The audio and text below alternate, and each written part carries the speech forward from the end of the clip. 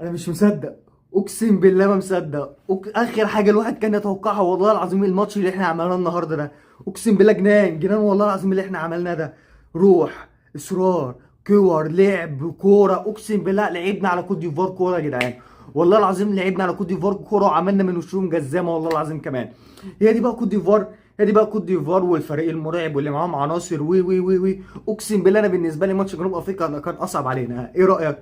يا جدعان ده احنا حلاوه وروح ودلع وتكتيك وجوان حلوه ودلع. الواحد مش عارف يبدا بايه ولا ايه. مش عارف يبدا بإيه. اول حاجه شكرا للعيبه كلها، دي اول حاجه. تاني حاجه شكرا كابتن حسام حسن.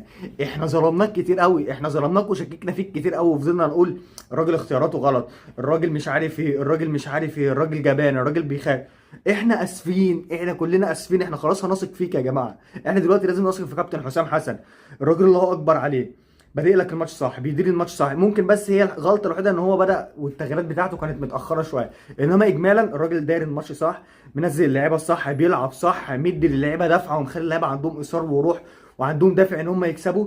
الله اكبر بقى، من الله اكبر الراجل. نبدا بقى بالتشكيل. الراجل بدا لك بالشناوي في حراسه المرمى، بدا لك بربيعه وحسام عبد المجيد وياسر ابراهيم، ثلاثه دفاع، محمد هاني على اليمين وفتوح على الشمال معروفه. لعيبك بقى باثنين ديفندر، رامي ربيعه وحمدي فتحي. كله طبعا يقول لك ليه بيعمل كده وليه مش عارف ليه بيعمل كده وبتاع. الراجل فاهم اللي فيها وعارف اللي فيها والله اكبر. ادينا شفنا، ادينا الله اكبر شفنا. رامي اسمه ايه ده، حمدي فتحي لما لعب وثلاثه بقى لعبوا مع بعض، شفنا الدنيا عامله ازاي، شفنا الدنيا والاداء عامل ازاي يا معلم. امام كمل امام يا ولد. مفيش مصري بامانه يقدر يختلف على مدى فرحتنا وسعادتنا ومحدش اصلا كان مصدق ان احنا هنجيب في كوت ديفوار ثلاث اجوان. ثلاث اجوان انت في اول نص ساعه قاتلهم بجونين، والشوط الثاني قمت تنزل في الدقيقه 51 رازعهم جون. مفيش حد في مصر كلها كانت خالد السيناريو زي ده. مفيش اجمل من كده ولا احلى من كده. المهم نكمل يا معلم. الراجل ايه طبعا فضل كله يشكك في ده احنا بندافع ده مش عارف ايه. هو ده الصح. الراجل عمل لك الصح. وديك شفت بقى المرتدات لما كان معاه بقى امام عاشور بيحرك لك اللعب وزيزو ومرموش وصلاح. الله اكبر على مرموش، الله اكبر على مرموش بامانه.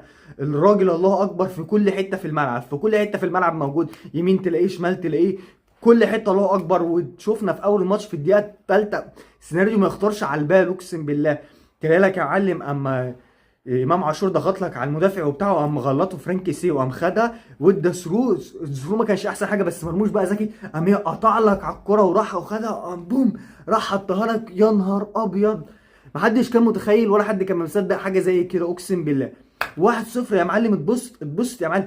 وكان في تفصيله حلوه قوي الكابتن حسام حسن في الماتش عاملها، وهي ان ايه، احنا كده كده بنلعب بثلاثه مدافعين. فوقت الهجوم او وقت لما بيبقى احنا علينا هجمه، بيبقى مين بقى اللي بيدافع؟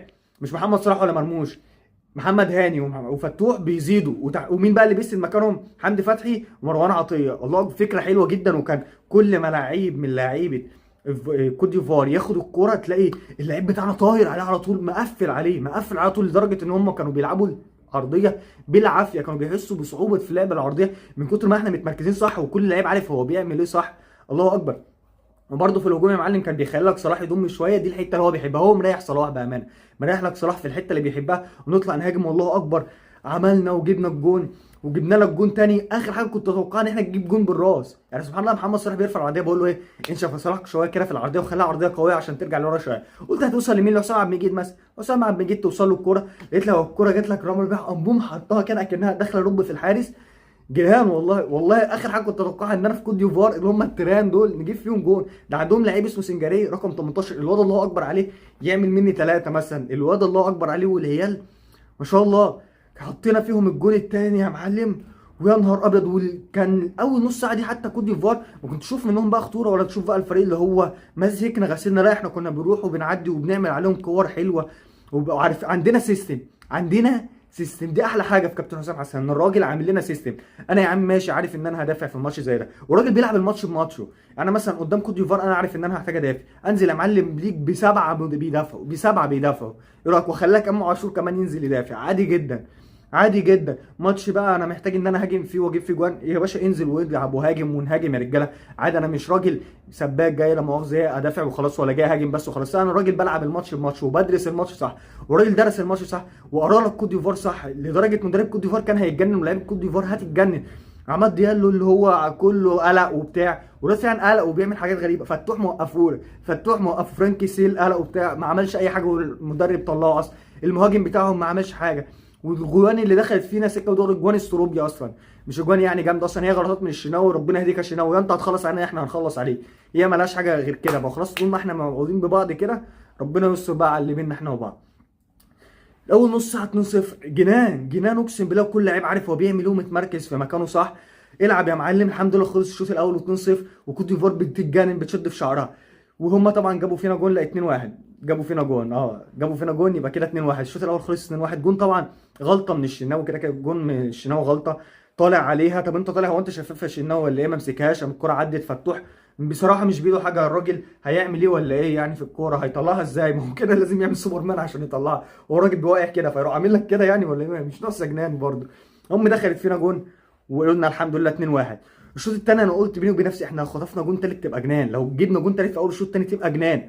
وحصل الجنان، حصل الجنان من كوره اقسم بالله ما كان حد يتوقعها. كل الاجوان اللي احنا بنجيبها من كوره انت ما تتوقعش ان هي بتيجي. دايما منتخب مصر بيفاجئك كده، نحب احنا نبقى الاندر دوج قوي ونعمل حاجات مش متوقعه، وهنفضل زي ما احنا عقده كوت ديفوار.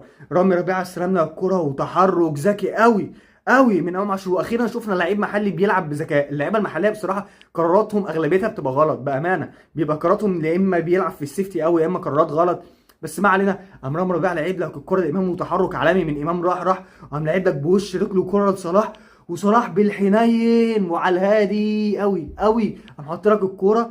والله اكبر 2-1. انا بصراحه قبل الدقيقه 30 وقبل ما صلاح يعمل اسيست انا عمال بتفرج على ده صراحه، عايز اقول له ايه بصراحه، انت عامل لي نوش انت وسلوت، انت زي الزفت وسلوت زي الزفت اصلا. لو ما كان اداره ليفربول هبيعك وهمشي سلوت، ما هي مش ناقصه برده. بس الله اكبر الراجل فقلك وعمل اسيست وبقى بينزل ويتحرك وراح جاب لك جون.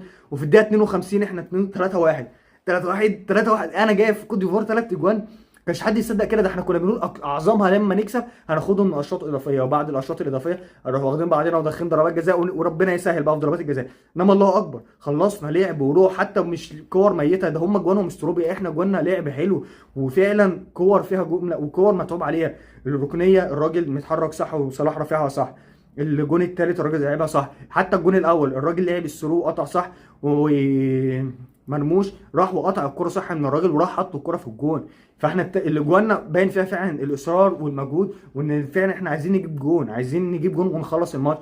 وكان بها وكوت ديفوار هيتجننوا من اللي هم شايفينه، وكانوا عمالين يسوقوا ويدخلوا في ضرب، والواحد له تعقيب على حكم الماتش. حكم الماتش لا كان وحش، غربال وحش بامانه. انت في ايه يا عم؟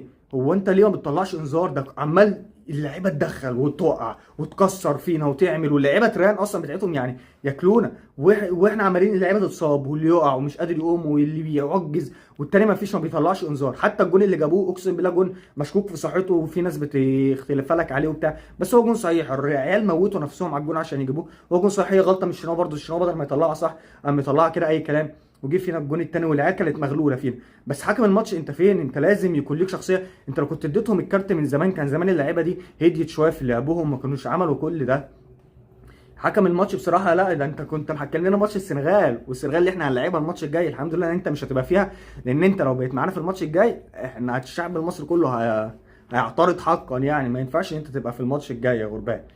المهم هيتجننوا بقى كوت ديفوار وفي جنان، واحنا يا معلم ثابتين الله اكبر. الغلطه الوحيده بس بالنسبه لي كابتن حسام ان هو اتاخر في التغييرات شويه، يعني جالك على الدقيقه 79 قام مطلع لك امام عاشور ونزل لك تريزيجيه. وتريزيجيه احنا اي حد قال عليك ان انت مظلوم في المنتخب وان انت لو لعبت في اعلى فرق العالم هتأدي وتبقى احسن محمد صلاح، احنا اسفين احنا قلنا لك كده، اسحب كل الكلام ده يا كابتن، ولا كأننا قلنا حاجه ولا كأننا قلنا اي حاجه يا معلم، احنا اسفين. والله الحمد لله جبرت وكسبنا وعدت على خير وباداء وبروح، وفعلا ثقتنا في المنتخب رجعت. الواحد بقى حاسس ان هو واثق في المنتخب، واثق في كابتن حسام حسن، واثق في القرارات اللي فيه. من 2021 واحنا ما عشناش اللحظات دي، ويمكن احنا كمان دلوقتي احلى من 2021.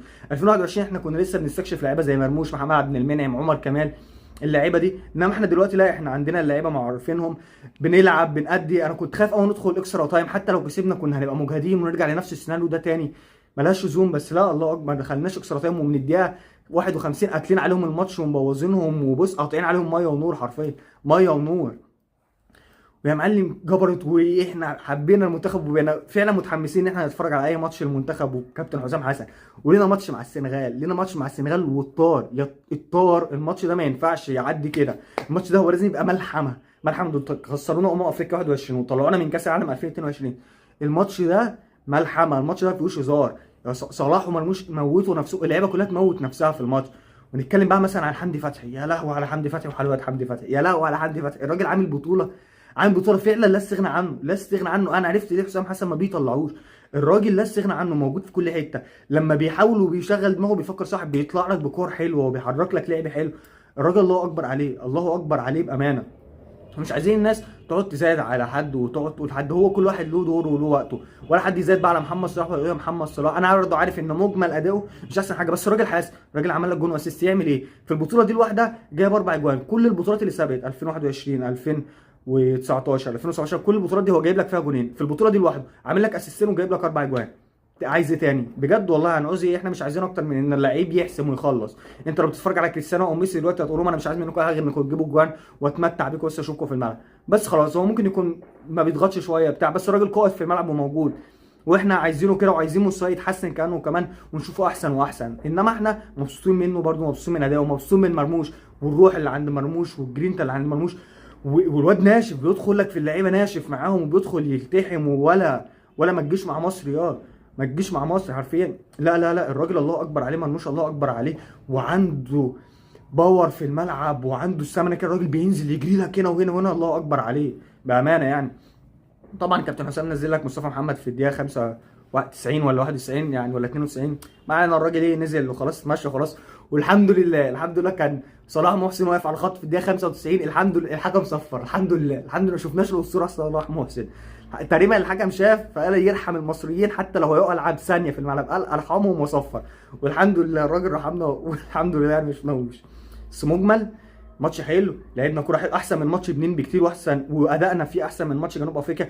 جنوب افريقيا ممكن كانت اخطر علينا من كوت ديفوار، حتى لو جوه فينا جونين اقسم بالله، جونين السروبيا وغلطات من الشناوي. والشناوي بجد بجد انا عارف ان انت مش هتطلع من الملعب خلاص لحد اخر بطوله، بس دي تكون اخر بطوله خلاص. خلاص بجد انت شطبت كوره خلاص بجد يعني. ربنا يسترها قدام السنغال وتعدي معانا وايه وتكبر وخلاص. انما كابتن محمد الشناوي اخرك البطوله دي بجد وخلاص. ومجمل اللعيبه كلها 100 100.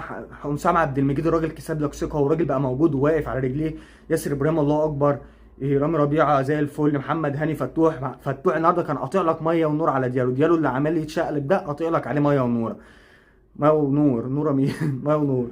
وعندك حمدي فتحي الله اكبر، مروان عطيه الله اكبر، امام عاشور زي الفل. اللعيبه كلها مجمل زي الفل. ولو فعلا هنحتاج تشكيله نلعب بيها في ماتش السنغال، نفس التشكيله دي، ثبت التشكيله دي والعب بيها في ماتش السنغال، عشان الماتش ده يا نموت يا نموت، ما فيهاش. لازم نطلع نكسب، يا نكسب يا نكسب، ما فيهاش غير كده.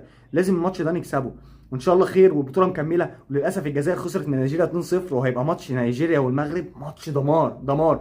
ومصر والسنغال ده هيبقى اقوى نص نهائي تقريبا من سنين من سنين. وكان برده ربع نهائي قوي جدا. البطوله دي حلوه قوي، وفعلا الواحد نفسه اتفتحت كده لامم افريقيا من تاني. بعد النسختين اللي فاتوا دول كانوا زباله، سواء 21 ولا 23 دي ولا 24 كانوا وحشين، وكانت ارضيه الملعب مش حلوه والاجواء مش حلوه.